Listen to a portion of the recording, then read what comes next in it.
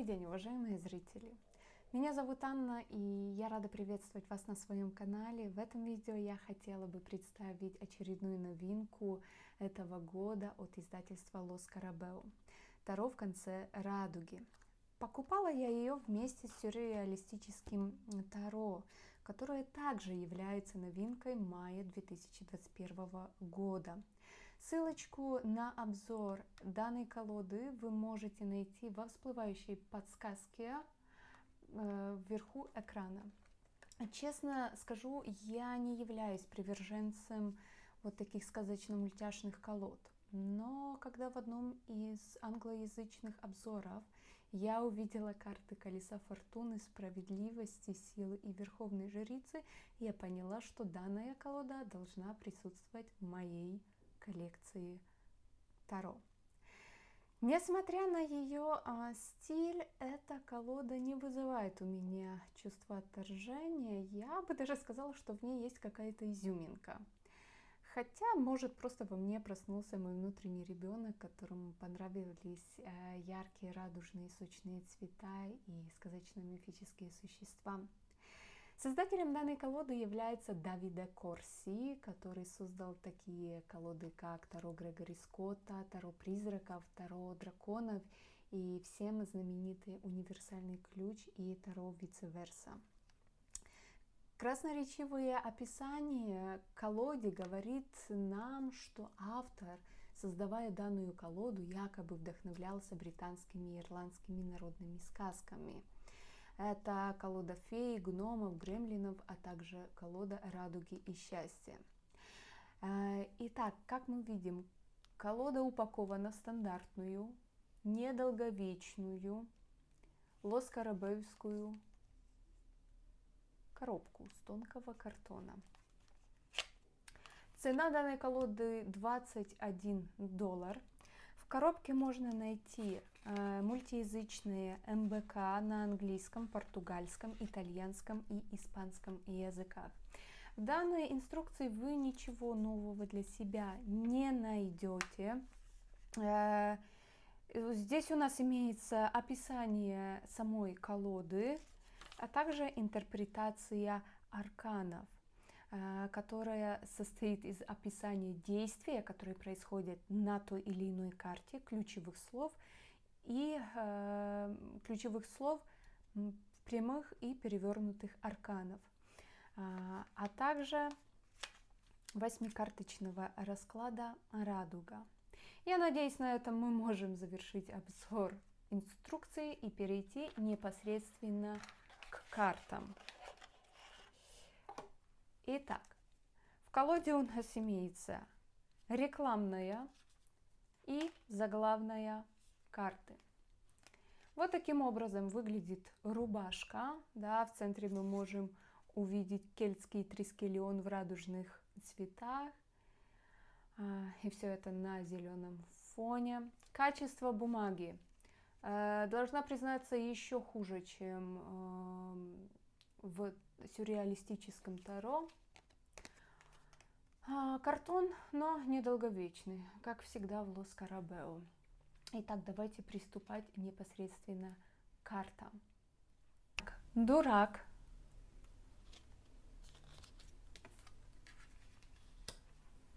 Маг. Да, здесь мы уже видим более взрослого и зрелого мужчину, и вместо жезла у него свеча, которая горит с обеих сторон. Верховная жрица. Честно скажу, я влюблена в эту карту. И мне сначала казалось, что здесь цветок, а не ее крылья. Очень-очень она такая глубокая, очень такая таинственная. Императрица. Немножко разочарована вот этой картой. Для меня карта императрицы — это именно та карта, на которую я обращаю внимание перед покупкой колоды. В моем понимании императрица, которая изображена, да, на карте, это шикарная женщина, которая цветет и пахнет, на которую хочется смотреть, любоваться ею, не? А Здесь, ну, что мы увидим? Простите, железная леди с галстуком. Но император. Мне кажется, что в данном случае автор вдохновлялся рогатым богом Кернуном, но решил сделать свою интерпретацию, уменьшив ему рога и надев на него шляпу. Иерофант. Тоже очень, мне кажется, глубокая такая карта, очень интересная подача художественная данной карты. И честно, вот я смотрю на эту карту, и у меня возникают ассоциации со слепой верой. Влюбленные в ретро-стиле. Колесница с оленями. Очень такая тоже вызывает приятные эмоции и улыбку. Сила. Как я уже говорила, это одна из тех карт, в которые я влюбилась перед покупкой колоды. Отшельник. Колесо фортуны. Да, здесь мы внизу видим змеи, сверху эльфы и бабочки. Справедливость. Тоже очень нравится эта карта. И обратите внимание, у нее двусторонний меч. Повешенный. Очень интересно представлен в данной колоде повешенный. Эльфы подвесили его за ногу и предлагают как бы хорошенько подумать, действительно ли ему нужно вот это золото. Смерть. Тоже закрыто лицо, эльфы преклонились перед ней, а сзади бабочка как символ трансформации. Умеренность. Очень выглядит как феникс, но с человеческим лицом. Дьявол. Скорее всего, мы видим здесь прототип Ктулху с повестей Лавкрафта. Башня. Обратите внимание, здесь молния такая радужная, не знаю, видно ли вам.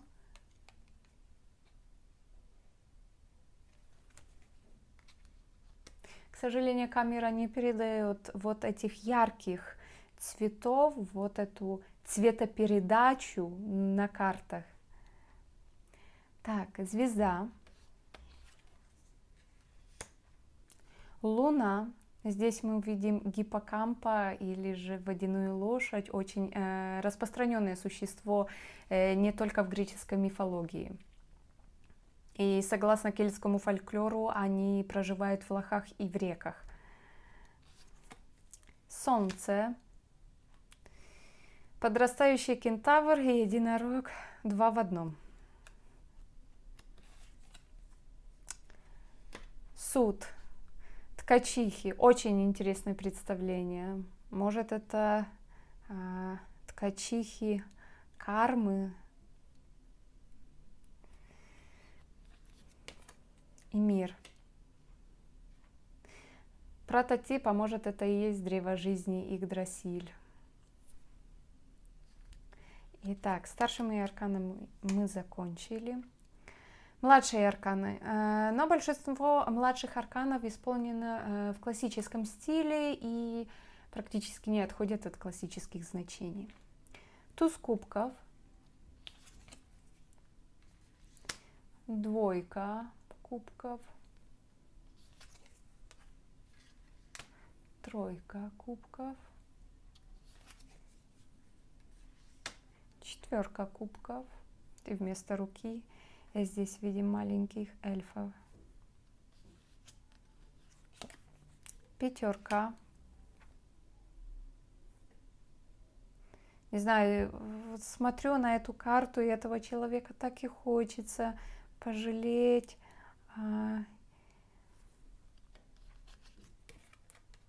Шестерка кубков. Семерка кубков. Да, все энергии, все астрологические символы, стихии. Восьмерка кубков. Девятка кубков. Десятка кубков. Вот здесь мне больше кажется, что она видит свои мечты и, скажем так, мечтает об отношениях.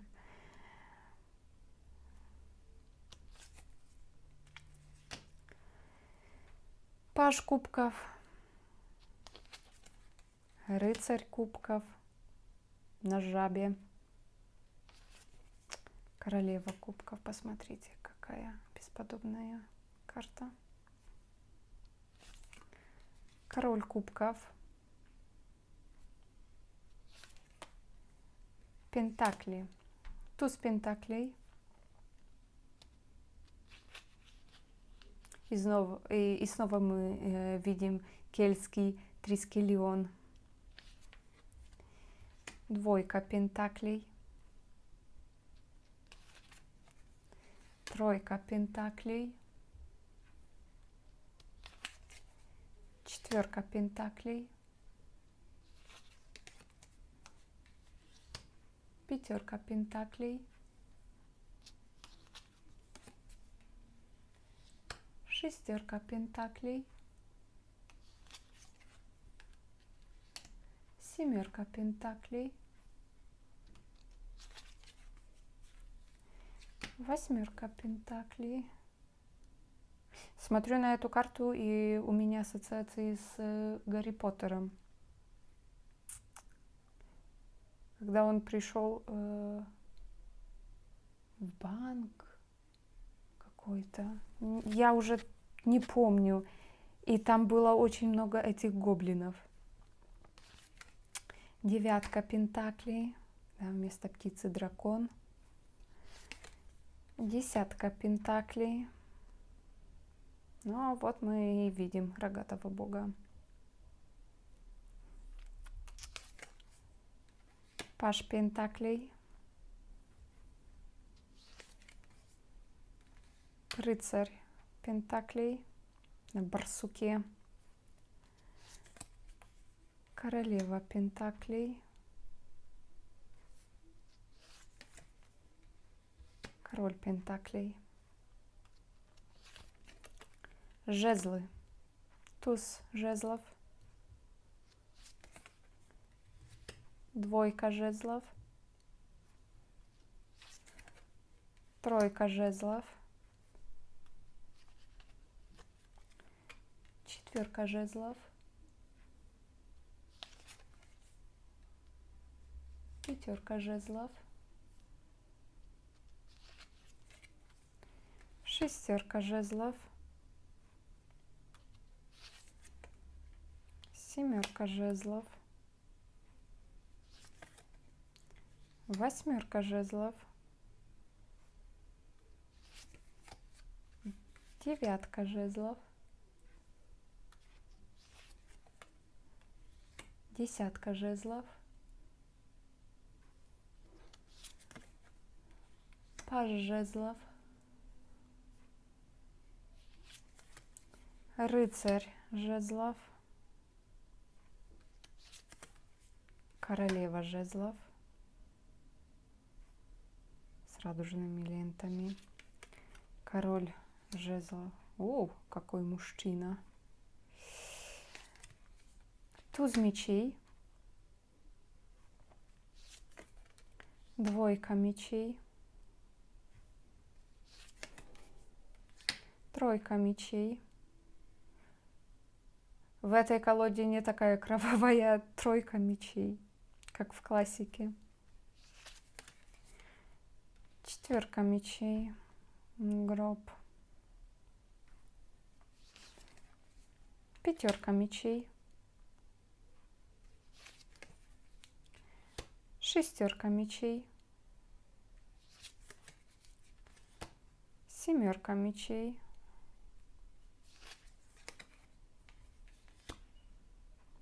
Восьмерка мечей.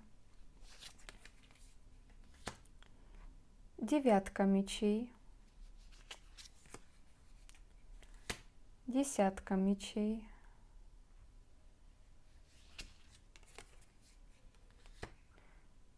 Паж мечей. Рыцарь мечей. Да, рыцарь у нас без головы. Королева мечей. И король мечей. Вот таким образом выглядит колода Таро в конце радуги. Красочная, яркая. Интересная художественная подача некоторых арканов. Напишите в комментариях, понравилась ли вам эта колода, хотели бы себе такую. Если же она у вас уже есть, тогда напишите свои впечатления работы с ней. Ну и спасибо, что досмотрели до конца. До новых встреч и желаю всем хорошего дня. Пока-пока.